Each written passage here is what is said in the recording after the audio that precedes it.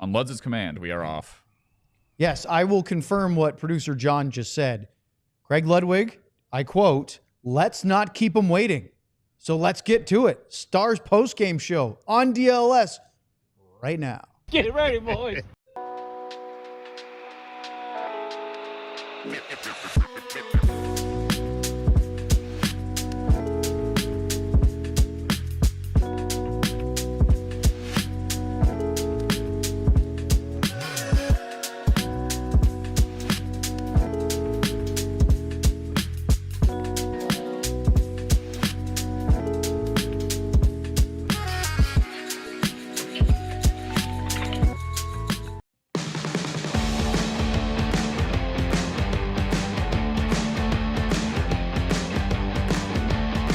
I really have to appreciate that. Miller, hardly knew her.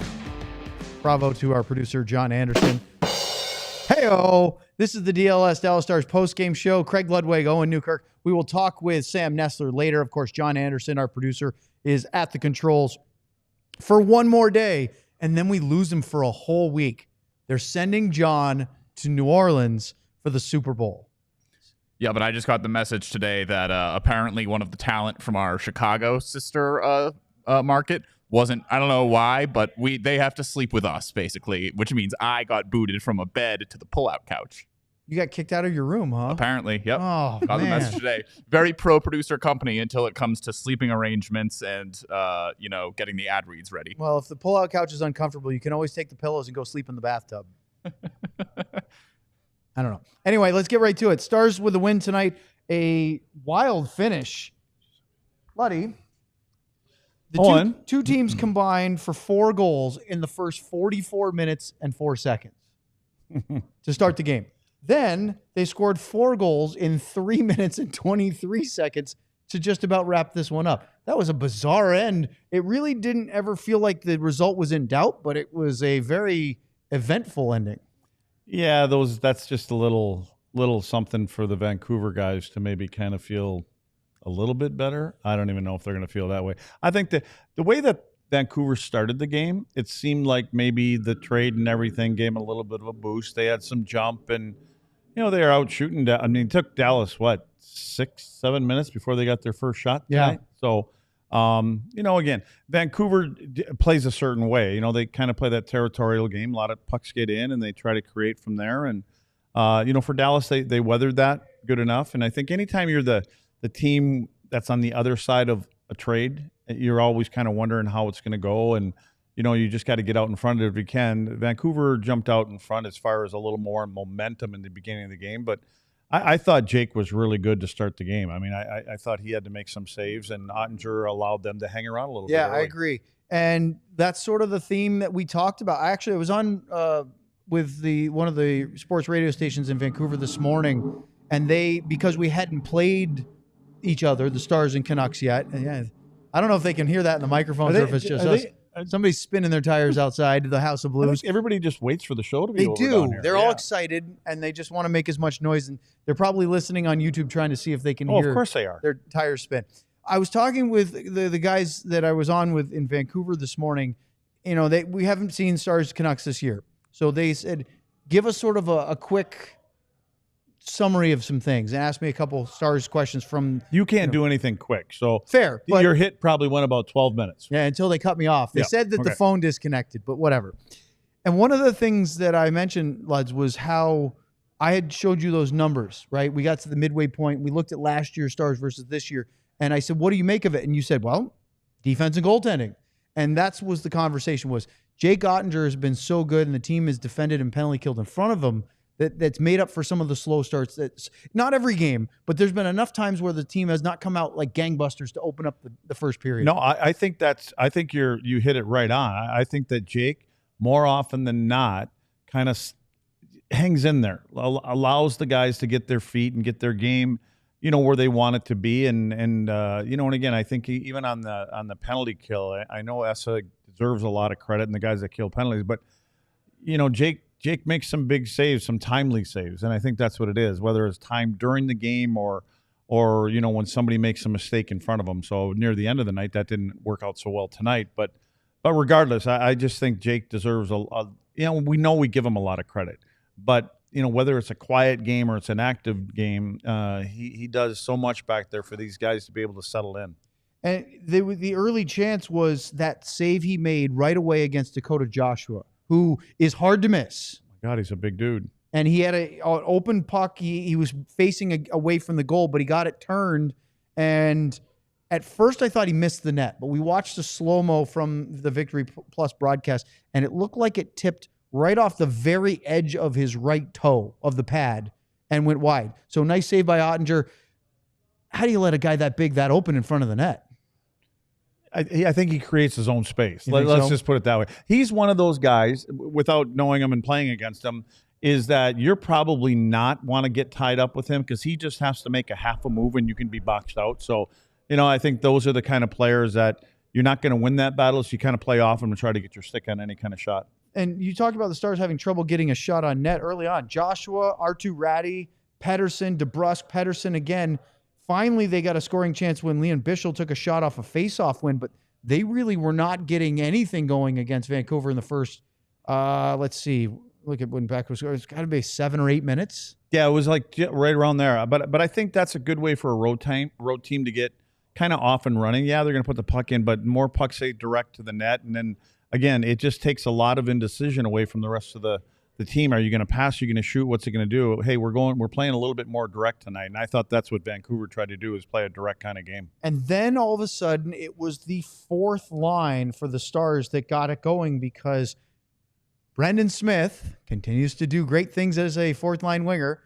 Oscar Beck and Colin Blackwell go in on the forecheck, and this started, Luds, with the pressure that Smith was creating, chasing Carson Soucy around below the goal line, and eventually ends up with a nice pass by Blackwell to Beck. Yeah, we actually did a little video on this tonight that John put out there. And I retweeted, by the way.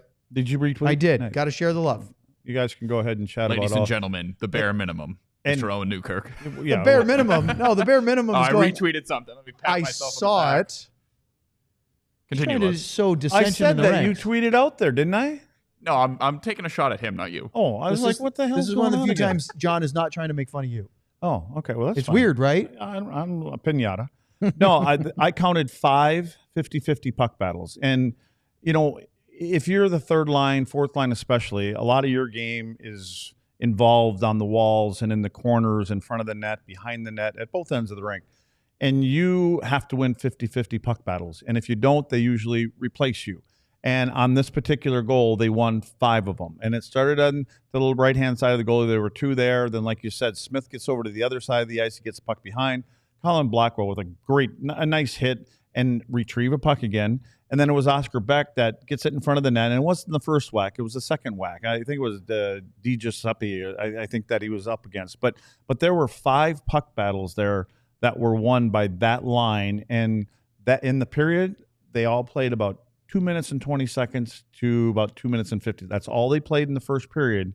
But that one shift was so noticeable. And I think it gives your group, because everybody's kind of always rooting for the fourth line, and I think it give the guys some boost. Well, we've talked about this before, but tell the viewers and the listeners who might be tuning in later why a fourth line shift, especially a fourth line goal, can cause so much of a momentum change for a team. Well, because they never get anything. I mean, everybody feels good for them because there's a bunch of reasons. Mainly because, well, the first one I brought up is they play 2 minutes in a period. So that's not that easy. That sucks. If you're trying to get into the flow of a game. And when they get out there, they know that they can't make any big mistakes that lead to quality scoring chances at the other end of the rink. God forbid a goal against. And so they do all the little things. They put the pucks in, they finish their checks, they go to the front of the net.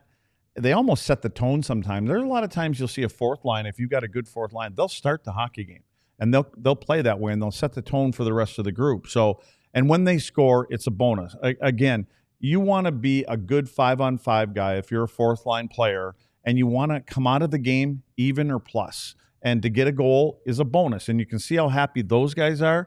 But more importantly, I think it'd be nice once in a while for the camera guys to get a shot of the bench, because I promise you, every one of those guys is standing up and they feel good for them. That's what a team is. Well, that was the opening goal, and the only goal of the period. But then the Stars had to penalty kill a little bit. And Luds, I swear we heard from head coach Pete DeBoer this morning that Thomas Harley was going to have his minutes, especially on the penalty kill, backed off because he was going to take up more power play time. Looked like he was out there killing penalties just as normal. These guys can say whatever they want. All this, and we're going to back this off. Hey, it's all about winning the hockey game. And if you're going well and if you're in a crunch and the game is tight and maybe it didn't start out the way you want, you go with your best guys. And, Tyler, I said that yesterday. I said, Thomas is going to end up picking. He should be somewhere around. My expectations will be between 25 and 27 minutes, somewhere in that neighborhood. Now that, he's going to pick up minutes, and I think S will be the other guy that picks up some minutes for Miro being out. So they had 2 chances on that power play. Hughes had one. Pettersson had the other. Both of them were from distance. Yeah. So they didn't allow any interior on the first one. There's some other ones where they got a little bit closer, but we'll get to that later. To me, in the period, we had the Joshua chance early. We had the goal from Beck, and then it was Matt Duchene. There was a pass through the middle seam of just to the right side of the slot where he caught it and shot it and had Demko moving. And I thought that was a really good chance because you have the breaking the slot center line and the goalie moving and a quick release. That's the Royal Road. What's that? Royal Road. Yeah, the Royal Road. Thank you. And I think the Joshua dude, they should just call him Tree. Oh, you're a YouTube fan. I am a YouTube fan. They should just call him Tree because he's as big as a house. You ever gone and sat out in the desert at Joshua Tree House? Maybe they should just call him House. Have you ever been out to Joshua Tree to? What do they do there? They drink DMT and get stoned, take peyote, and speak sit to in your the desert? ancestors. Yeah. Well, I'm not going to say yes. Okay. No, I haven't. Okay. Well, he hasn't done that. An But anyway, idiot. first period's done. It's 1-0 in favor of the Stars, and the shots on goal, I wrote down 9-8. By the end of the intermission, it was 9-7. They actually took a shot away from Dallas. And well, it was 7-1 at one point, so that's pretty good. Right, they answered, and I actually had them down for more scoring chances, even though they were outshot by Vancouver in the first period. All in all, pretty good first 20 minutes. The second period, it was pretty low event, even though there were a couple of penalties for either side. And the first goal for Connor Garland, his 14th of the year, came at 5:08, and again, I don't know what happened, Luds. You probably could break it down better, but they just get caught, and all of a sudden, was it the Dumba block shot at the other end that started that rush the other way? Yeah, that's how it ends up being a 3-on-2. But again, the Giuseppe makes a great play when he gets to the offensive blue line because what he does is Dumba's trying to get back into the play, right? And Dumba gets close to his own blue line, the defensive blue line, and Giuseppe just kind of slows up and stands in front of him. And that's what opens up the passing lane through there. So it was a very smart play there. And Dumba's kind of on the outside looking in. And he's busting his butt to get all the way back. And all of a sudden, when he does that, there's no place for him to go. And so it was a great play all the way around. And I think he missed it a little bit. I think Garland missed the puck a little bit, but somehow stays with it. And, and it hops over. I don't know if it hopped over Jake's stick or went underneath it, but it was a little bit of a bobble puck going in. It's funny. We have a different perspective of things when you look at how they score. When the Stars score, we go, hey, look at what they did right to create this goal. And usually when they give one up, we say, what did they do wrong and how they could have prevented it? Typically, when you're playing for a team, that's how you're viewing it. It's not so much, oh, look at what the other team did wrong when we scored, because you're kind of patting yourself on the back and saying, hey, we made a nice play. But you're always trying to think of what could we have done to prevent that. It looked like Jake was really selling the shot or defending the shot. Yeah. So when the pass went through, he did not have a load up for a push. He was sort of reaching. But it was also, again, it's a 3-on-2, and the Canucks were good at that play. But it looked like Dallas kind of overplayed DiGiuseppe and allowed that lane. Again, it's an odd man rush. Well, and again, more than likely, I think Jake is accustomed now to guys, for the most part, doing the right things in front of him and allowing it once the shooter gets to a certain point of the puck area, I should say, gets to a certain point. I always kind of look at the top of the circle to the hash mark area for sure, where you're going to leave him. You're going to leave him, and that way your goaltender can come out and challenge. And I think he starts to come out there, but when the puck slides across, he's not anticipating that puck's going to make it through there, but it does. 2.5 minutes, almost 3 minutes after the goal, Kyle Capobianco is making his Dallas Stars debut, but not his first NHL game, first in 2 years. He gets called for holding. He got his stick free, and there was a little bit there, and they usually call that. It wasn't a lot, but that's generally the standard. And on that first power play, boy, did Brock Boeser have a great chance off a block shot that kicked to him in the left circle. Jake had to move, and I thought that was a really dangerous opportunity. And Jake just looked comfortable moving. There was no panic about getting across. It's like he read it almost. He knew where it was coming from. Well, we're going to talk about the next power play because the Stars finished off that one, but then Capobianco got another one next here on the Stars postgame show. Rugged Road is dedicated to creating innovative and durable outdoor gear for adventurers who demand the best. Our products are designed with the highest quality materials and craftsmanship, ensuring they perform in the toughest conditions. Whether you're on land or water, Rugged Road gear is built to accompany you on every adventure. Crafted to handle the toughest environments, their coolers are built to last, ensuring they can keep up with any adventure. The coolers are guaranteed to keep their contents cool for up to 7 days. Perfect for a variety of outdoor activities from fishing and tubing to camping and tailgating, these coolers are designed to meet the needs of every outdoor or sports enthusiast. So gear up for your next adventure with Rugged Road coolers. Reliable, durable, and built to be used. Rugged Road is your ultimate outdoor companion. Head to ruggedroadoutdoors.com and use code DLLS for 10% off. I can tell that our producer, John, wrote this one. Because let's talk about Sleeper. The best fantasy league platform out there. Put your ball knowledge to the test by picking whether your favorite or least favorite players will have more or less than their projected stats each week. See if you can tell if this has John written on him all over this. Tomorrow, David Pastrnak is on a tear. Let's take Pasta to score more than 0.5 goals tomorrow against the New York Rangers, netting you more than double your money. You said it wrong. David Pastrnak is on a tear. Oh, you want me to do it with the accent? Over 0.5 goals against the New York Rangers. Pastrnak fires it up the shot He's on a punch. tear. With Sleeper, the more picks you combine, the more you can win, all the way up to 100 times your money. Sleeper keeps you in the loop with instant alerts for breaking news and major injuries. Stay ahead of the game and keep track of league updates in real time so you're always informed and ready to outsmart your friends. If you think you have what it takes, new users can download the Sleeper app and use the code DLLSstars to get $55 in free entries when you place a $5 contest. Apply it to any contest, doesn't have to be your first. Terms and conditions apply. See Sleeper's terms of use for details. Currently operational in over 25 states. Check out Sleeper today. All right. So I mentioned that the Stars had a power play or penalty kill successful after a really good save on Brock Boeser. Boeser had another chance, but this one was a little bit more routine. Power play ended, and Luds, who went back into the box, but Kyle Capobianco. Now, this one was about a minute and a half after he came out of the box and is guilty. No, it's clearly a penalty. Guilty. Is this one a little unfortunate because the puck bounced at him right as he was trying to catch a, I don't know if it was a pass or a play up the wall, and it definitely took a hop? Or is that still, does he have to play outfielder and make sure that doesn't go to the wall? I think you have to expect bad things to happen.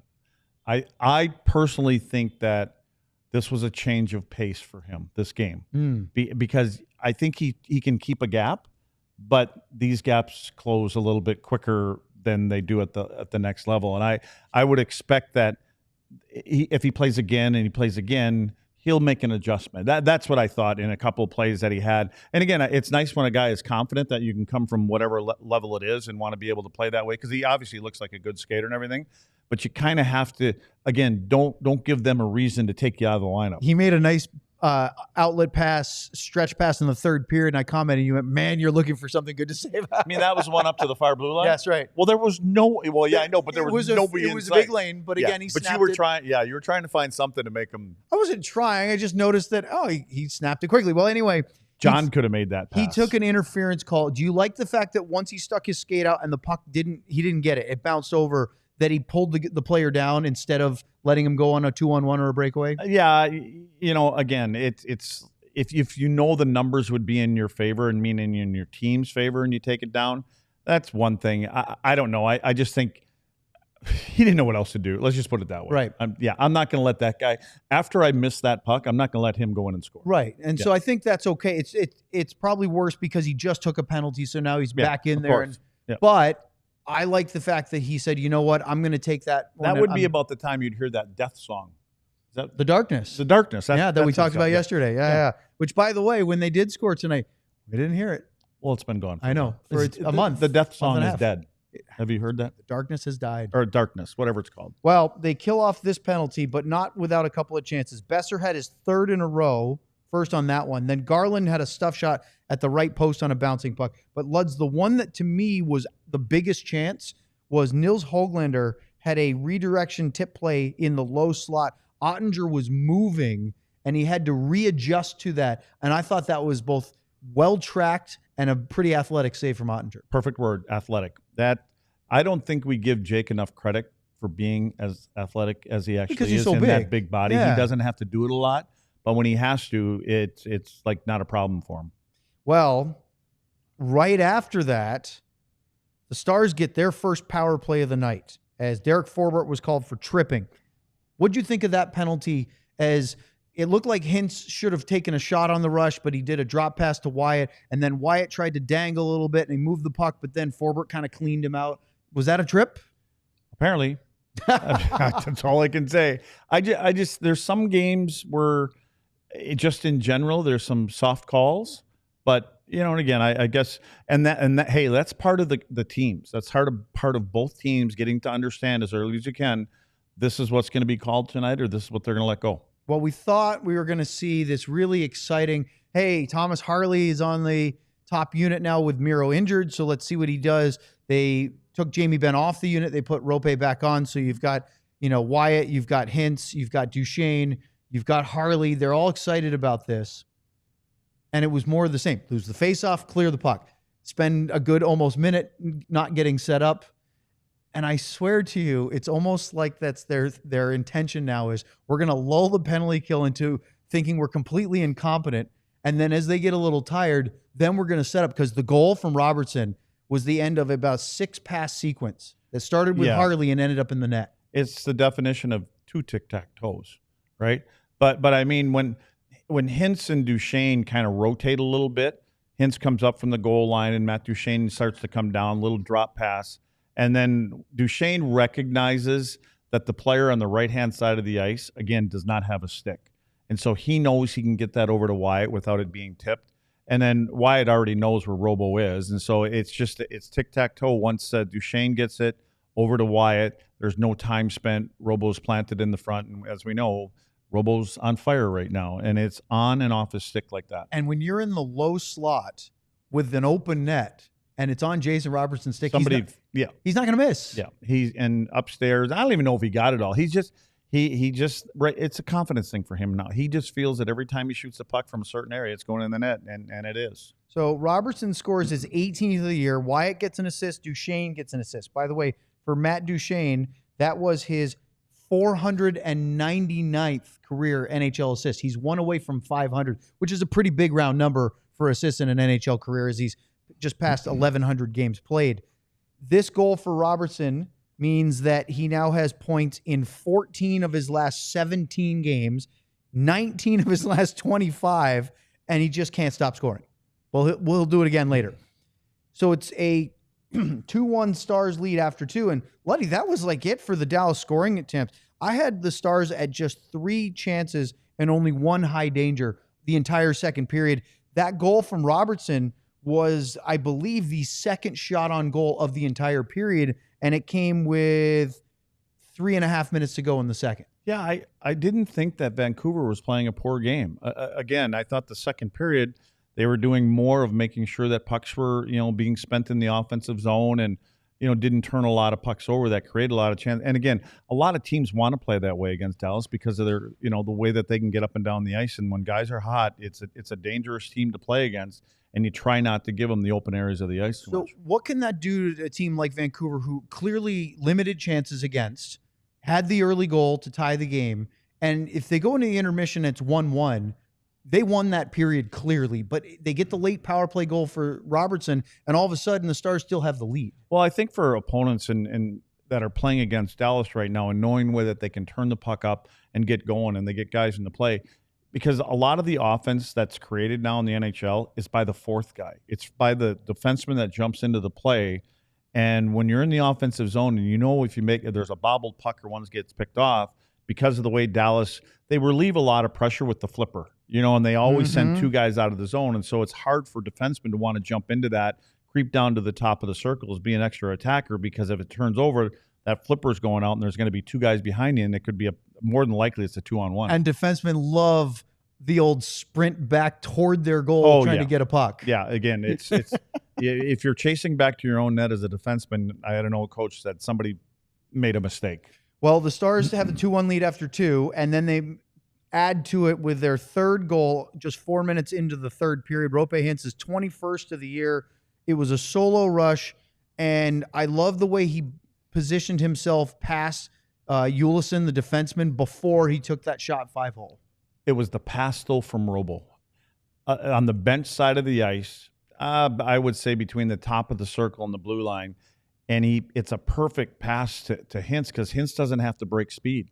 I mean, he hits him in full flight, and what he does is, like you said, he positions himself, and he gets the puck out, and then he gets his body and his shoulder in front of the defenseman that's trying to chase back. And so he uses his speed and size on that rush, and then the finish is what we've seen him do. They get a power play after that. You think they're going to put this away, and they had chances. Harley, Johnston, Wyatt had another one, shot it over the net from a pretty nice angle, but it still remains. And then Vancouver starts to push because the Stars are up 3-1. They really don't have to chase another goal here. And so you've got Ratty, Garland, Soucy, Hoglander. Ottinger looks really comfortable. He looks in control. They're not testing him. So then they get a penalty as, they killed off a penalty for Liam Bichel for high sticking, who caught Pettersson right in the visor. But then Brendan Smith is called for slashing with 3.5 minutes to go. And so they pull Demko for a 6-on-4. And I can't remember the last time I saw that scenario set up and the shorthanded team scoring that fast. 8 seconds, Roope Hintz scores an empty netter. Yeah, things have to work out right. I mean, you get on that side, you get on the wrong side. Vancouver gets on the wrong side of the puck. And then, you got your leading goal scorer, that can hit that empty net from there. And it's just one of those faceoffs that doesn't work out right. And the Vancouver guys get on the wrong side. Hintz is able to find the open ice and the puck. And that makes it 4-1.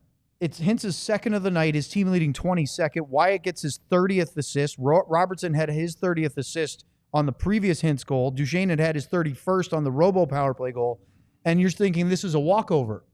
That would actually turn out to be the game winner tonight. It's 4-1 because Jake DeBrusk scores a power play goal, and then Robertson scores an empty net goal, and then Soucy scores a one-timer with 3.5 seconds left.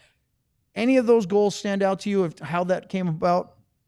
Well, the Soucy goal. I don't want to pick on your buddy there, Copa-Bianco, but you can pick on him all you want. No, he gets boxed out. I mean, it doesn't seem like a nothing goal, and it really isn't at the end of the day. But he gets on the wrong side, and when you get boxed out like that, both defensemen, I think it was Dumba and Copa-Bianco were out there, and they both were kind of on the outside looking in on both Vancouver players. But unfortunately, it goes in on Copa-Bianco's side, and he kind of gets on the wrong side of the player, and that's what ends up. And that's why I think for Jake, you're like, come on, guys, we had a pretty good game going here. Yeah, and that's tough too because Jake gets a 4-1 win. His numbers look great. He ends up giving up 3, and it's not bad, but that'll sort of stick in a guy because if Soucy doesn't score, it's 4-2 or 5-2 because Robertson scored that empty netter where he picked the top right corner from center ice because why shoot it in the middle of the net when you can hit it in the target area? You know what? I should mention on the DeBrusk goal, I just remembered what it was, is that they win a face-off. Dallas wins a face-off, and then Dumba tries to clear it, and he hits one of their guys right in the shin pad. He hits Garland right in front of the net, too. Yeah, so I don't know where. Do you think he didn't see him? I hope he didn't. I don't know any other way. And then so the puck ultimately but what happens? Dumba races back because it did start to squeak between Jake's legs. And so Dumba makes it back and he pokes it back out to the front.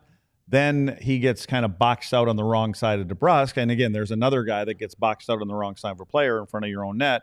And that's how DeBrusk ends up squeezing between Jake's legs. And so that one made it a little interesting because it was 4-2. Then Robo scores to make it 5-2. Soucy made it 5-3. 2 goals for each, Hintz and Robertson. They pile up the points. Let's see. Robertson had 3. Hintz had 3. Everybody else that was on the score sheet only had 1. Those 2 guys carried the offense tonight. like they've been doing. I mean, it's rinse and repeat. Wyatt Johnson had a quiet night. He only had 1 assist. Yeah, well, he'll probably have 3 or 4. Well, he had a hat trick the other night, so he scored. He's fine. Stars get the win, and we have a pile of super chats already lined up. If you want to get yours in, don't be afraid, because Letty and I will do that next. We'll talk to Sam in our final segment. A 5-3 Stars victory over the Canucks, their 4th win in a row here on the DLLS Dallas Stars postgame show. Ice Shakers. We've got the perfect gift for passionate sports fan in your life. Perhaps you've heard of Ice Shaker. Created and used by the Gronkowski brothers, Ice Shakers has sold over 1 million bottles. Like they need more money. Ice Shaker is now officially licensed with the NFL, NHL, NBA, NCAA, and MLB, and will make the ideal gift. Kitchen-grade stainless steel bottles that won't absorb odor like the plastic bottles do. A twist-in agitator that breaks up powders, but is silent when you shake it instead of that annoying ball. The agitator works as a strainer, which makes it very solid tailgating cup. That, well, it'll hold ice for 30 plus hours. They're also customizables. Send us your logo and check out our custom shop to customize your favorite bottle. Created and used by the Gronkowski brothers, Ice Shakers has changed the game with workout bottles. Order your team-branded bottles today at iceshaker.com and use the code ALLCITY25 for 25% off your order. Ice Shakers, show your support for your team with the best branded workout bottles on the market. Ice Shakers. I love it. Let's talk about game time. There's only one football game left. Now, it doesn't have to be football. It could be any type of sporting event. It could be a concert. It could be a comedy show. It could be theater. But you need game time. Game time has a new feature called Game Time Picks that makes getting tickets for events even easier. Game Time Picks filters out all the fluff to show you only incredible deals on great seats, so you don't have to waste time searching through thousands of tickets to find the best value. You want to go to the Super Bowl a little over a week? Well, use Game Time. You find the best deal that you can. They won't be cheap because it's the Super Bowl, but you know that they will be the ones that you're expecting, and maybe you'll even get a better deal than you think. Take the guesswork out of buying tickets with Game Time. Download the Game Time app, create an account, and use the code DLLS for $20 off your first purchase. Terms apply. Again, create an account and redeem the code DLLS for $20 off. Download Game Time today. Last-minute tickets, lowest price guaranteed. All right. I was keeping an eye on the chat while we were going through our recap, and I could see some super chats coming in.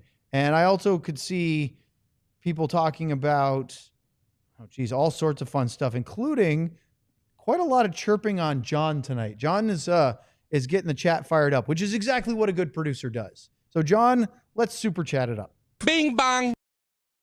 We begin tonight with T. Farmer with a little Robertson and Smith. Robo waited for the perfect time to start going. Smith, as a forward experiment, works out quickly. Smith grinded to make the play happen, and I'm here for it. Yeah, Brendan Smith knows how to stay in the lineup. I mean, whether he's playing in the back or up front, and I said this when he first started playing forward. It is a little bit easier on a defenseman that has to play up, because now you know everything's ahead of you. The pucks are going to go in deep, and you know where to be on the ice, because you know where you would want your third guy high or whatever if you're defending as a defenseman. So, and he keeps it simple. He works hard on the walls. He wins the battles on the wall. He's a competitor.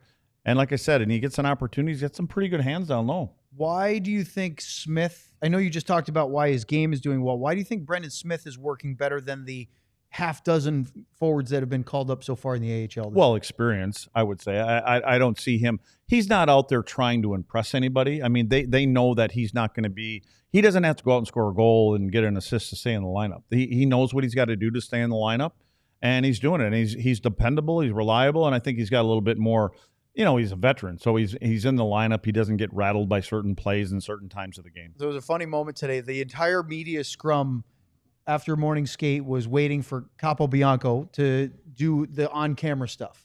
And his stall was in one of the corners, and it's adjacent to Brendan Smith, right on the other side of the corner. And Smith was not one of the first guys off the ice, but the scrum had been set up, and they're in the corner, and Capobianco's doing his thing, and Maverick Bourque is trying to take off his equipment, but trying to stay out of the shot.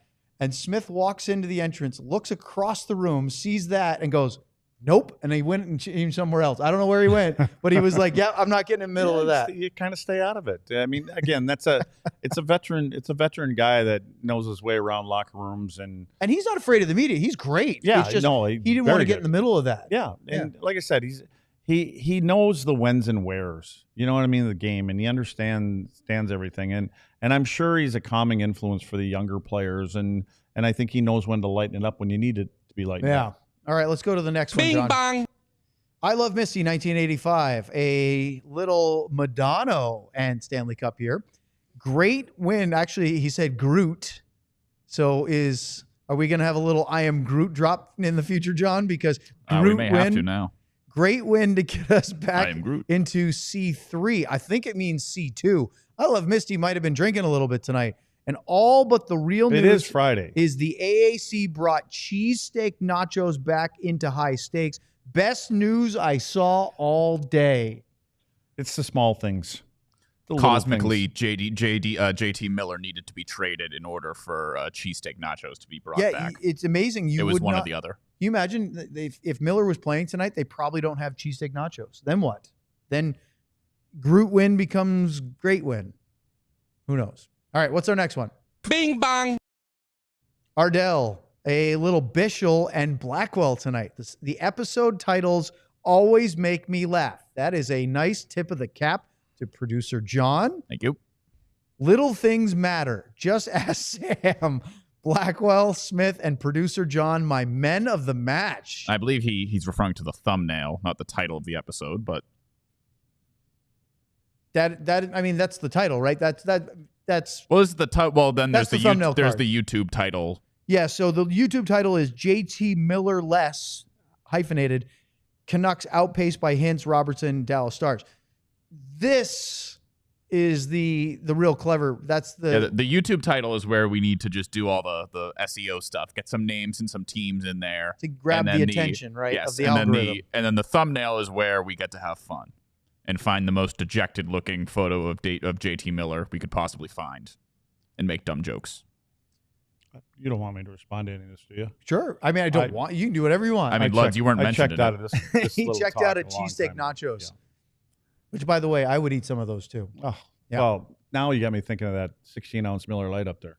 You going to do that before, or are you going to go get some tacos from Jack in the Box at 1 a.m.? I need a Miller Lite. After this next super chat, Luds is going to want to. As soon as we go to that one shot of you, I'll be racing up the steps for it. Let's talk about our next ad. Boom, there goes Luds. Bing bong. Never move so fast. A DeSmith and 99 Cup here from Talk Hockey with me. Should we bring in Carlson? There are a couple different Carlsons in the league. I'm just wondering what Carlson you may be talking about. Well, I'm guessing they're not talking about Linus Carlson, the Vancouver Canuck, who I didn't really notice a whole lot tonight. He was good the other night. I thought he was really good. But did you notice him much tonight? No. Yeah, same. Did not. I'm sure he's not talking about the injured William Carlson. And by the way, if you're talking about the other Carlson, I notice him quite a bit. Well, but that's not for the good. Eric Carlson. Yeah, Eric. Speaking of which, did you see? Of course you did. I don't know if you guys saw this. Brendan Saad signed a prorated $1.5 million one-year contract today after having his contract terminated mutually with the Blues with the Vegas Golden Knights. See, that's why when we talked about this the other day, it's like, because I literally asked you yesterday, would you take him at a minimum? No, not me. And you said no not chance. Me. And yeah, I probably did say it that bluntly, didn't I? Watch him come out his first game and score 3 goals with Vegas. No, I just, my thing is people are, why is he giving up $4.5 million? Well, first of all, it wasn't $4.5 million. So that was at the, now it's probably $1 million or something like that. And I just think that, he's got an agent. He has representation. So there was always something being talked about with his agent. Here's what we're going to do. I'm not going to say it's tampering or anything like that, but you can just kind of check around if anybody's interested. Think they knew the pulse of the market? Of course they did. You think the day that he decides to pull the plug, he gets signed 20 minutes later? Did it happen that quick? Didn't you talk to any other teams? So, good for Brendan Saad. It's good. He's had a hell of a career, and I think what Vegas is doing is they're saying, listen, we're going to bring in another Stanley Cup guy here. Look, I'm never one to say pass over $5 million. I believe is the actual value of next year's deal was like 3 something, but still, that's a lot of money. But Brendan Saad has made a career earnings, according to Puckpedia, of almost $59 million. Yeah, so he's done well for himself. He's won cups. At this point, he probably feels like he still has something left. So he's only 32. But interesting conversation I was listening to, one of the podcasts that I listened to, NHL ones, and there was talk about when Brendan Saad is at his best, he is a tenacious forechecker. He's a real problem for defenses as they try to break the puck out. And that wasn't there this year. No. Can he rediscover that? I don't know. I would think he can. Well, I don't know. I mean, it depends on how his body holds up. And, you know, maybe the system and the way that Vegas wants to play the game suits a little bit more of where he is in his career right now. We have some funny chats because we did the super chat about bringing Karlsson, and T Farmer said Eric in all caps. The aforementioned Talk Hockey With Me, who did the super chat, said Eric for sure. T Farmer then said, bring in Eric Luds. And then Russell said, you know exactly which one, Luds. And they're laughing. And then we got another super chat from Talk Hockey With Me. Just wanted to confirm Eric Karlsson. Yeah, I think Dallas is really good defensively, shutting things down and sorting things out in the system that they play. And I don't know if Erik Karlsson really has any desire to want to play in his own end anyways. So I don't know if he does either. Do you think, look, this is just for fun because I actually agree with Luds. I don't think Erik Karlsson is the guy that you need. Let me tell you what I think would happen if he came here. Erik Karlsson has a great shot, but similar to other players, it does when he's on a power play, he likes moving it around. He likes making the seam passes. He needs to be the guy. Well, he's the quarterback, you know, but he likes to make those good passes and things like that. I mean, isn't that what we're talking about? This power play moves the puck around a lot. Like, it was more direct tonight. And I don't think more direct lately. Yeah, and I don't think it's a result of just Thomas Harley, somebody falling down upstairs, or we got construction going on. No, I wonder if they're trying to break in. So anyway, I just think that I mean, they had a different entry tonight. They didn't use the two guys, tic-tac-toeing it through the middle of the ice. It was a little bit more direct, and pucks were going in. They only dropped it back one time and went down the other ice. So, we'll see how it goes moving on. Power play in the last 13 games is now 11 for 33. It's about 35%. Yeah. That's really, really good. That's a pretty good number. And it's over 13 games. That's not you scored a couple. Right. Size. That's a decent sample size. Yeah. And it's because I believe that you are absolutely right when you say it's because of the directness. They scored on a beautiful passing sequence, but they've been successful because they've been getting the puck to the net. And you talked about the entry changes today. Yeah, well, I know. I mean, again, pre-scouting, things like that, and they set up, and they've been using the same entry for years, 3, 4, whatever it may be. And after a while, when it doesn't change, or even when your second power play unit doesn't have a different entry, which I would like have 2 different entries, and so you can't set up both, similarly for both of them. You just throw them a little bit of a curveball, and you can set it up, and you're pretty much ready for that entry. You can stand up a little bit more on the defensive side of things. Tonight, they couldn't do that. We have another super chat we'll get to in just a second, but some comments as you're talking about Karlsson. Fusion Mix said, thinking about Karlsson on this team actively is not fun. And then Michael Muse said, Lindell Karlsson is the new Klingberg at 4D. Does anybody watch Klingberg play his first game? Did you watch it? I have only seen a few clips. I have not watched the game. In his defense, it's been a year. Been over a year, and he had double hip surgery. He didn't play a ton. I think there were. I mean, he played 16 didn't play minutes. A ton, I think, I watched the game. And what'd you think? I give him a pass on it. I mean, it wasn't. There was a goal scored where he's standing in front of the net, and it's a left-handed shot standing in front of the net. Klinger's right-handed. Klinger doesn't even turn around to take the guy's stick. He just tips it in. So, it's very John Klingberg-like. But I think he's gonna, when he gets up and gets acclimated and gets himself acclimated and gets his game in order. Again, it's been a long time to play in an NHL competition. When you got guys like Hyman, Draisaitl, that 97 guy, his name slips my mind right now. Oh, you mean McJesus? Yeah, McJesus. Yep. That guy. Because I think he's if John Klingberg was in game shape, I think he'd be more advantageous to those guys than Bouchard. So here's my thought. He gets a couple of games in. He's got 2 weeks to then skate and train and see how his body's doing and try to get, closer to where he needs to be. And that'll be good considering if he played last night, and let's say he plays 4 or 5 games before the Four Nations break. Now he has a baseline for where he's at compared to where he was when he was just doing rehab and recovery. Then he gets the 2 weeks to I think ramp up that's bad for him to get the 2 weeks. I was going to say, I don't know if that's good for him. Yeah, he needs games to play. Yeah, and again, there may be things that he still needs to work on off the ice and things like that. But like I said, I think that. But he's not taking a vacation. He'll probably hit the gym. Oh yeah, I would think right he for would. that 2 weeks. He's going to be working hard. If he would be open to it, I'd say go play with your minor league team. But I don't think that's an option. That's not going to happen. Right. But I'm just saying, I think. But you're right. Get those games. He needs games right now because the Bouchard has got a bomb for a shot back there, and he's not much of a playmaker. And when you're trying to get pucks to those two guys especially. John Klingberg will be able to, put them passes in the spots where they want them. Let's go to a couple of chats before we get to the super chat, which we're almost out of time for, but we can carry it over.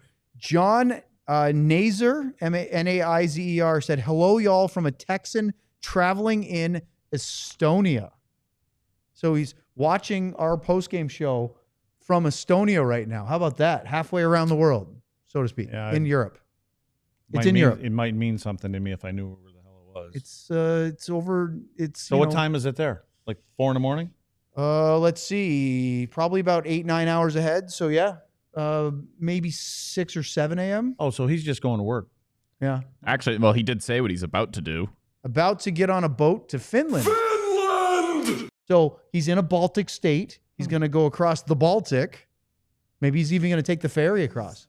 Like a geography. Well, you said you didn't know, so we're just trying to help you out. We'll have to start putting the maps up again so that Luds can get his. Oh my goodness, I love that. We missed the maps. I do. Can we get the map back and show where John is on the map tomorrow? Well, John won't be here to show where John is on the map. Well, John's going to be in Boston. That John. No, our John. No, our John's going to be in New Orleans. Oh, is that? Oh, that's what I mean. He's going to the Big You're going to the big Super Bowl. Yeah. That he can't watch. By the way, John. Who are you people? Can we bring your suitcase on? Give him a shot of your suitcase over here. By the way, Luds, I Love Misty said that Estonia is north of Latvia. Want me to bring it on the set? Because you know where Latvia is. Yeah, I know. Let's bring Sam on, but I do want to say that everybody in the chat is upset that they haven't seen Steve Spott yet tonight. And maybe the comment of the night so far, aside from everybody chirping Luds about Which Carlson, was T. Farmer said, we had welcome Shorty, we got a Sam goal tonight. Which I got a real kick out of. Let's talk to Sam next here on DLS, Dallas Stars postgame show. All right, let's talk about being a diehard. Look, we've been around since, August, I think, was our first show. And so here we are, almost in February. We're not even, 6 months? Yeah, give or take, 7? Something like that. Look, Lutz doesn't want to do geography. He doesn't want math either. The Stars want a Miller Lite. Are doing very well. I need a Miller Lite. And we want to give you the best coverage possible. I'm surprised you didn't go get one right now. I'm waiting to go to the one shot. And I'm going to sneak away. It's coming up when we get Sam here. Are there any? Is there any left up there? Because I don't know if you guys could just hear in that last segment, Tanner from the Mavs show. But if you let him get was that what was happening? He just raided the snacks up there. Who did? Tanner. It did sound like somebody was stealing everything from the upstairs I was literally like, did a homeless person just like sneak up here? Because I thought Tanner might have left, but then all I heard was crinkling. Fireball and Herman Marshall up there too. So can we get on with it? Yes. So there's the QR code at the bottom of the screen. Scan that. Yeah, Luddy's got it. He got the aim. Right there. Scan that with your phone. John will show you as well. Or you can go to the website if you're listening, alldls.com. And we highly encourage you to sign up to be a diehard because it gives you the best way to connect with us and the rest of our DLLS staff. Mavs, Rangers, Cowboys, and of course us with the Stars. It gives you the diehard level access for everything that they write on our website, and that's for all the sports. Plus, you get a free t-shirt with each individual. Oh, they're just playing around now. Look, we got finger guns and silly. You guys are ridiculous. You get a free t-shirt promo code each year you sign up to be a diehard. You can use it for anything in the DLLS t-shirt section of our merchandise. Not the hoodies or the other stuff, but you can get a free t-shirt. They're great looking shirts. Frankly, the other shows have been complaining. They think that the Stars themed shirts are the best ones on the site. I think we should get an audience in here. Not to throw you off studio your audience. rant. I think we need a studio audience in here. Why don't, Who's that talking right now? what kind of audience would you want? Oh my God, you guys are awesome. I love it. Should I do my Luds impression now? I mean, now would be the best time. No defense. Oh, I'm slow. At least they don't laugh like a chick, for God's sakes. He's having a lot of fun right now, isn't he? I know. All right, alldls.com. Be a diehard. To help support our show. No, We're Eric continuing Carlson, to grow, right, Luds? I can't. He can't even do it. He's just giggling. Let's bring Sam on because Sam has got to be watching this going, what are you guys doing? Sam Bone. Hi, Sam. Hello. Did you enjoy watching guys. John superimposed over Luds? Yes, I thought it was great. Oh, good. Now I get this part. Here's my Sam That's impression. better anyway. That's mean. Is that though. just me being short, or am I on the toilet? By the way, Sam, John, who's over in he's in Estonia right now, just in the chat said, Sam, quote, the destroyer of porcelain. I was almost late to getting over here because I was in the bathroom. I texted John. I had to run to the bathroom. Would you like me to read some text? Sam, can we get on? What kind of news do you have from the guys after the game here? Oh, we don't want the I toilet don't have stuff? anything. Okay. Nothing? Start talking. It was the fastest, one of the fastest post games we've ever had. It was a whole lot of, this was ugly. We found a way. The one thing that I did take away that Pete said was that with Miro out for however long he's out, it's not going to be one guy or two guys that step in and fill that void, right? It's going to have to be different guys, different nights, or multiple different ways to do it. And I think that's exactly what we saw tonight. We saw Thomas Harley stepped up and looked good. He got on the first power play. They got a goal. The top line looked great. The fourth line looked amazing and got their first goal and got them going. I mean, they're outshot 11-1 or something like that in the second period. So this is probably what we're going to see for at least the next few games until they figure out a little better organization with what they have, or they add a piece to make them a little more stable in the near future. But I know that Mason Marchment coming back will help a lot, and it's just kind of the way it is right now. But I feel like I keep saying it, but the flu, the injuries, the road or the travel, the crazy schedule, the Stars just keep finding ways, and they just won their 11th game in January, best month of the season for them. So super impressive. Sam, I thought that one of the things that stood out, I was just skimming the transcribed comments from Pete DeBoer, that he talked about how he thought the fourth line was the only one that was physically engaged tonight, and they really needed that. Yeah, he said that they needed it from every other line a little bit more. And that's just what we've seen from that fourth line. It's why it's worked so well. Pete called it an identity. And one of the things with that identity is being hard to play against and being physical, right? So they set the tone tonight, just like the boys in Shoresy love to do. They're nice. That's why Lud's told me to start talking so he could get the one shot and get out of here. What you couldn't see or hear was him going upstairs and only to find out that I think Tanner had cleaned out the Miller Lite, and he was not happy about it. Come on. You should have at least gotten some Cheetos or a Lunchable so you could have some dinner with that drink.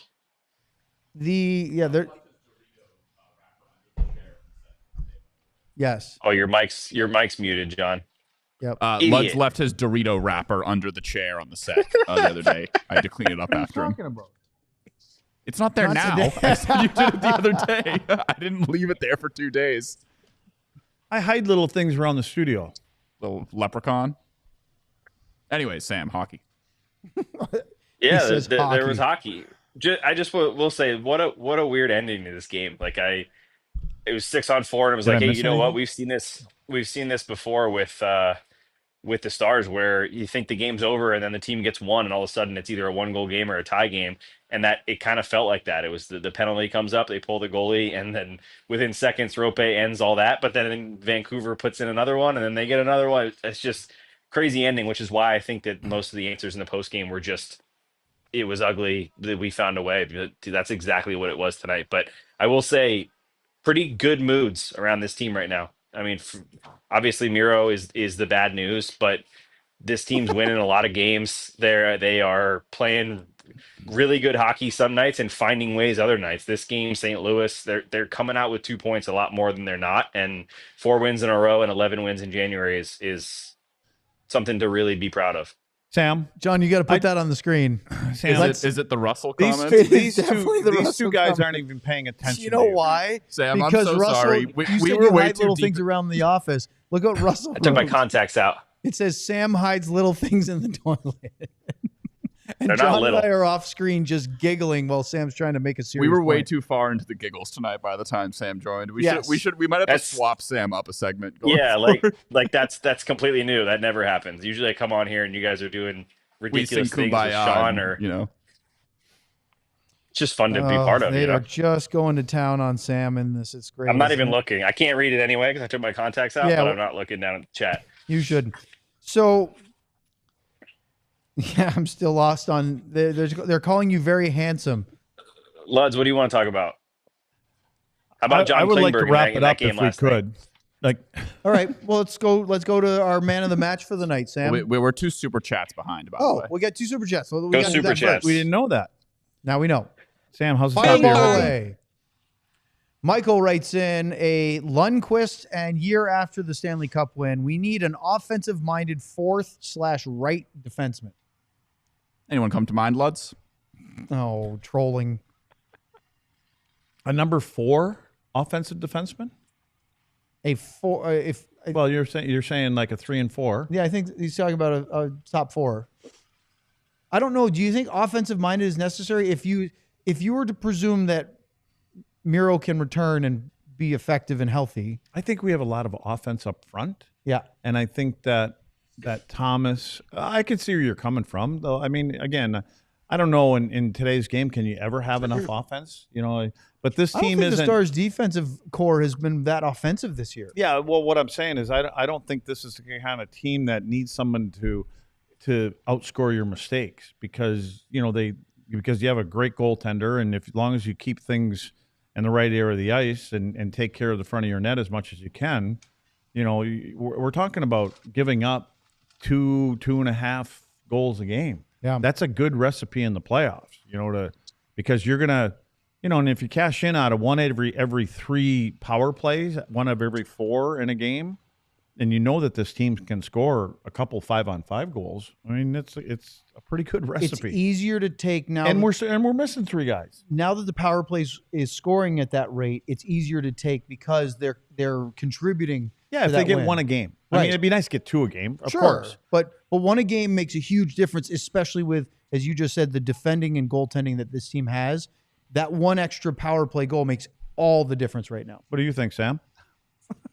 I agree. The one thing I was going to say that goes off that, it's not a defenseman, but I said this to, I don't know if Owen was still here when I said it, but the Stars should do everything they possibly can to bolster their lineup enough to keep Roope, Robo, and Wyatt Johnston on the top line, because that line is so good. But the only thing we kept putting an asterisk on it because Pete said he wants to have those 3 centers, Matt Duchene, Roope, and Wyatt Johnston. You get a center or fill in somewhere with a center that can play that third center line. That top line needs to stay together. They are lethal together. I love watching them play. Yeah, and Sam, when I mean, we know Marchman's going to be back before Tyler Seguin is, but hopefully Tyler's ahead of schedule. And how fast that's all going to come back together again when they jump in there with Duchene, if that's what they decide to do.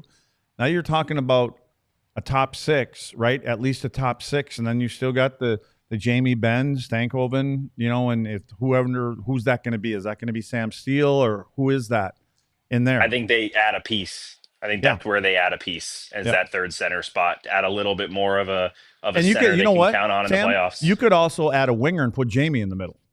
Yep, You know what I mean? 100%.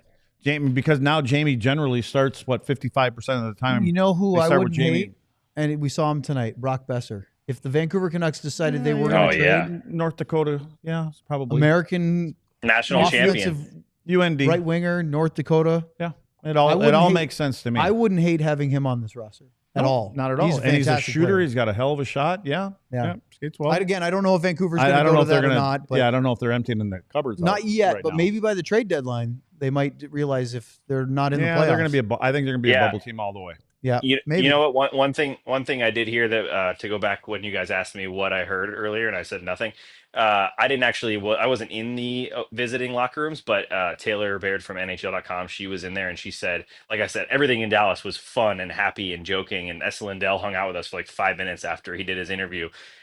watching Mike Heika pretend to do curling in front of him, which Mike Heika, he's a character. But We're gonna need apparently more the context there. You don't curl the like that. Vancouver Not room, at all. yeah, I was doing the brooms. Oh, that kind of curl. Sam, No, Owen not has even to do the curling. TV thing. I thought. Oh, okay. no. Thanks to and everyone who 3. joined on our television platforms. Make sure to like and subscribe here on the pod and check out alldls.com. Okay, back Yep. to Sam and his improper curling form. Yeah, it was perfect. You guys just didn't know what I was doing. But Trying to sweep? Is that what he was trying to do? yeah, I was sweeping for the curl, the Olympics. But apparently the Vancouver room and everything, tense. They were grilling Pettersson about the Miller situation, about the pressure he felt, and he wanted none of it. He pretty much saying, I don't really want to get into it right now, and it just felt very tense. So contrasting dressing rooms, not just because of the win and loss, but because of where these two teams are going and where they are right now. Canadian media, right, Sam? That as well. and it's like it's over. One of the two, whoever it was going to be, is gone. Can we move on? And again, you would think the media would want, especially home media, like you'd want a Canadian team. Canadian media would want a Canadian team to start doing well. So You guys get ready off for their a back. bombshell? Uh-oh. Move on. Patterson is being traded, but not the one you think. Marcus? The Vancouver Canucks are trading for Marcus Pettersson from Pittsburgh, per Elliot Friedman Is Carlson going with him? 40 seconds ago. Is Marcus Pettersson playing tonight against the Stars? Not now. I don't think so. Yeah, That's funny though. That's interesting. It's an interesting move. I'm here. So clearly they're not ready to just. I mean, they added Philip Hedl. It's a And good the- ad. I like the it. Yeah, J- they're not gonna tank. I mean, they're, like I said, they're a bubble team. They're a team that They're right there. in the market. They've got to get to the playoffs. I mean, and the management knows that. Like, they don't need another uproar going on. Interesting to see. There's more to it than this, but Quinn Hughes looked like he was really laboring in the third period. I don't know what happened. I couldn't see, but he was clearly not 100% there. Maybe he's setting it up to take the. Yeah, he left the game for a little bit too.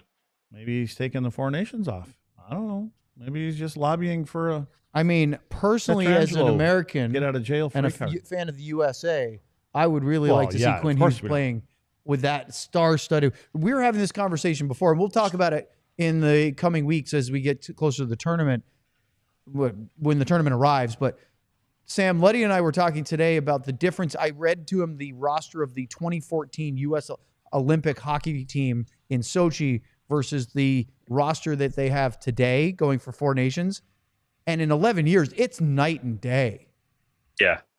It's funny. I was looking at I forget if it was in the Madonna interview on Spit and Chicklets or something like that, and they were talking about how you almost forget that the U.S. was not good in international hockey for a long time and used to get beat and finish sixth or fifth at the Olympics. And then looking at now the skill they have, but the point you made is we're beyond that now. We're at 2014, so it's 11 years.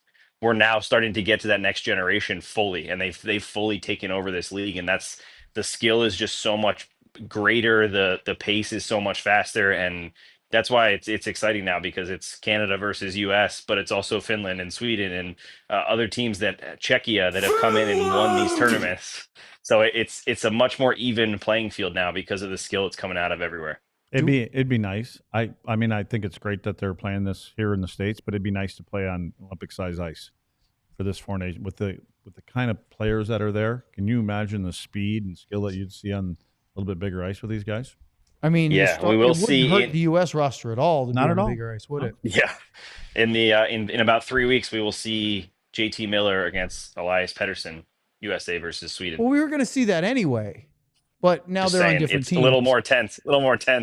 Maybe they'll I they'll don't throw know. a I think few. it'd be more tense if they were. I mean, I guess they don't have to pretend to like each other, but they weren't. But Yeah, you can already teammates. you can go after each other now.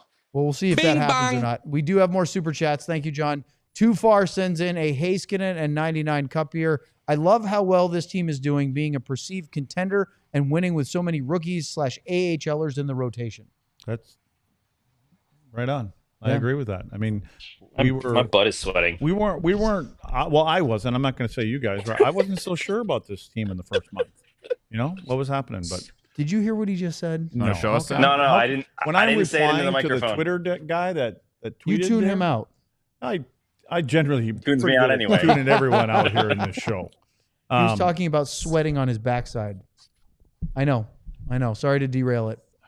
But yeah, going back to the super chat, like finding ways to plug holes and still find success is not something that's easy for everything.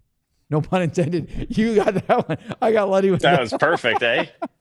That was good. That was an unintentional joke, and I got everybody to laugh. Do we have any more super chats? We have one more as of now, but something tells me it might set off more. I just don't want us to leave ever anyway. I love missing 1985. A little Ludwig and Pavelski. Obligatory Joe Pavelski super chat ding. Turn you that down. I want that on a t-shirt. I don't know how we haven't had that on a DLS shirt yet. It'd be Get great, your boy wouldn't it? on it. Let's. No. I wish we could get some of the shirts we're talking about. I want that on an official. Official. We should just get the little bell. That's it. Just bell. Do you want it to say Pavelski? I think and then the everybody bell? will What we need is that the I in Pavelski would be a bell. Like the dot on the top of the I could be a bell. Like a handbell, not the You're going not too the far. counterbell. All we need is Joe. You're so, Well, this you're thing. so smart. Just a Or it could be picture of upside Joe. down or something. I That don't one know. doesn't really look like an I. I think it'd have to be like the bell that you ring if you want that. Oh, like the shape. Liberty Bell? No, I was thinking more about like a handbell, not a big giant cast iron bell. Uds, what are we talking about here? I don't know, but if Joey was here, he would call it a cowbell. Ah, You know, Is that a Wisconsin? you were grilling Joey yesterday. spotted cow, cowbell, Wisconsin, New Glarus. Took Joe. Oh, Joe was another one he coming. was getting there. Ardell's got jokes. So we have another super chat. You ready, John? Read it to me. He's laughing. It got John to giggle. Ardell just sent in a Ludwig.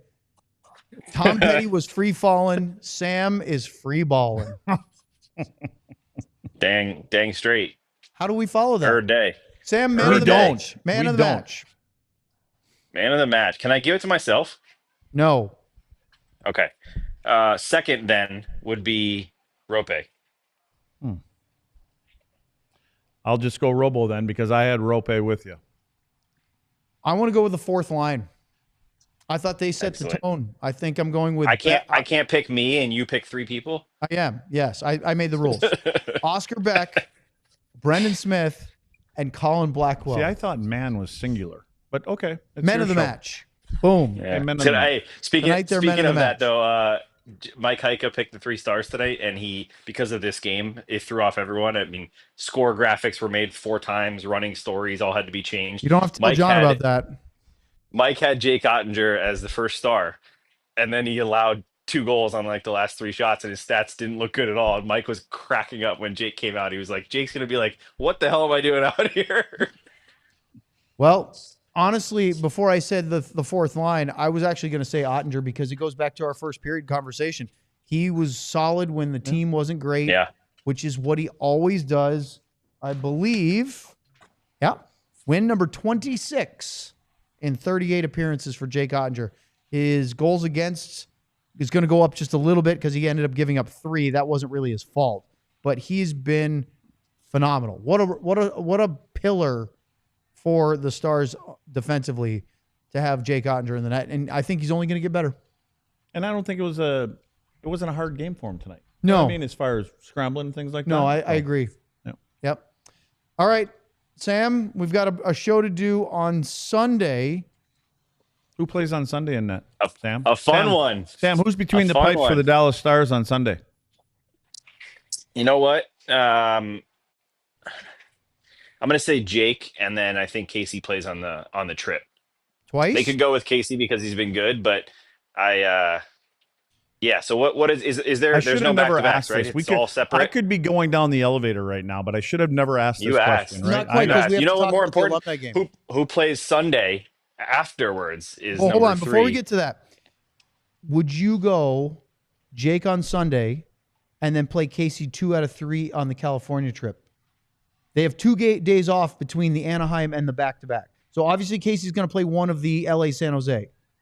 But That's my only question. Would you put Casey in net against the Blue Jackets so you get 2 of 3 from Jake on the trip? I don't know how. I don't think you can answer this because you don't really know what the workload's going to be, Right. and all that kind of stuff. I would split them all the way. Just have 2 and 2. Yeah, I think so. I think they can, they can beat Anaheim and the other one. The other game may be a little bit more difficult. I would have them playing DeSmith against. did play Anaheim in Dallas and lost. Now the team was not very good. Yeah. So that's not on That him. was in that first stretch of game. They weren't good. Quack.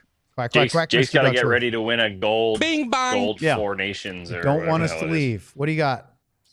Whoa. Let's see. We have a That's longer than my article. Need a power forward. I don't disagree with that. So Jeff writes in, Yeah. definitely need a power forward and a second on D. I think with that, it would take us from a contender to elite in the postseason. Otter needs to rest more at the end of the regular season. He was gassed in that series with Edmonton. I mean, They're getting he a was decent definitely- power forward back. Yeah, he this was week. gassed because Edmonton was in the zone most of the night. and the Stars didn't score a power play goal. Yeah, so in the whole series. but- And he got outplayed by Skinner. Skinner's not been as good this year, though, has he? No. Yeah. Skinner! Our pregame show is at 4:15 on Sunday because the 5:00 game between the Stars and the Blue Jackets, which, by the way, Blue Jackets have been Yes, quite no- good lately. They're going to be tough. No morning skate. That's right, because it's a 5:00 game. They will have a practice tomorrow. Sam, Luds, Sean, and myself will be here for the pregame show. Every one of them will be on remote. Luddy will be at the AAC. Sam will be at the AAC. Sean will probably be in Michigan. I'll be here. No Luds for the postgame show lonely. planned. But Sam, Well, you never know. that's what I'm saying. Well, because Sam will be reporting while Sean and I do most of the postgame show. Will we get a Craig Ludwig alumni game cameo? Can you do an in-game thing, Sam? Can we get you like? Bing Or bang. would the show already be over? No, it wouldn't, because Well, you're we'd be- playing. We should be going. Yeah, we should be going. Why can't he get something? Yeah. Well, I just didn't want to promise it. If what do you We'll think? we'll get Eddie. We'll get Eddie to chirp in. Oh, I don't know if we want Eddie to chirp in, but Yeah, the plan is to do this something. may not but be rated we don't know PG, what. though. If Sam gets Yeah, the wireless little mic that goes to his Yeah. phone Yeah. and hands it to you, is that safe for our broadcast? no, I would prefer that Sam standing on the bench with us, and when they come to the bench, he can talk to them. Are you going to make sure to can't be the stay on the bouncer to allow bench. I'm Sam not a full coach. access? I'm not too worried about that. Okay. What am I going to do? I can knock Razor down and just kick him out? Can I yell at some I people? would like to see that too. Well, Razor and Josh are generally doing the. I don't know if they're doing the game though. I haven't seen anything, so who knows? But you guys are playing, just for the fans that don't know, this year's alumni game is a little different than the previous ones where you play another team's alumni. Yeah, normally I prefer. Sorry, I prefer it, but a little different. We've never done this before, so there was an invite sent out to 400 players. Formerly, they had to play between one game and 1,000 for either the Minnesota North Stars or the Dallas Stars. And so we've got about 30 some guys that are coming back. We'll split up. We're going to play each other. It's going to be fun. Yeah, it'll be fun. A lot of well-known stars. The lineup is slanted one way again. So Whose I'm fault not is too that? That's generally it's Bing bang. Bass and Diddick, because they'll want to play on that team, and so we'll see. I mean, we'll see how it goes. We'll be there to have a good John time. wants to remind us that he already Oh, put no, up the that's super not a chat. reminder. That's another one. coming Okay. in. So That's I love another Misty super chat. 1985 with a little Ludwig. Ludwig, if power play goals are by Evil Spot, shorties are by Samboni? No. As funny as it would be to have a graphic I like of that. Sam's head on the front of a Zamboni, which we might want to do just for the fun of it, I believe we need the angelic Alain Nasruddin image, because if you score, well, if the penalty kill scores a shorthanded goal, you should have Naz, right? And that's something I think has been requested. I think we should just Angelica leave was the penalty killing my I'll favorite deal with this Rugrats when character. I come back from New Orleans. You don't Don't wanna- disrupt the PK. Okay. Just leave it alone. So would you rather a graphic of Sam with Sam's head on his? I would Zamboni? rather you wrap this up. It is still Friday we night. have one more super chat, Luds. Oh, Look at Oh, Sam. there he He's having goes. fun. Michael, a little Brendan Smith. Please go to bed, boys. I Please agree, Michael. We want to, but Yeah, you keep thank you. sending super You're- chats. Which you're- we that's the you're last one, keeping so us end here. the show, Owen. What's that? I Good said night, that's the everybody. last one, so end the show before another one comes in. 4:15 pregame show. Stars, Blue Jackets on Sunday. They win over the Canucks. Bing JT bong. Miller got traded. Sam, Luds, John will be gone for a week. Katya's in for us for producing. Turn it off, John. Turn it off. Good night. Tomahawk City. One all silly like the mayor.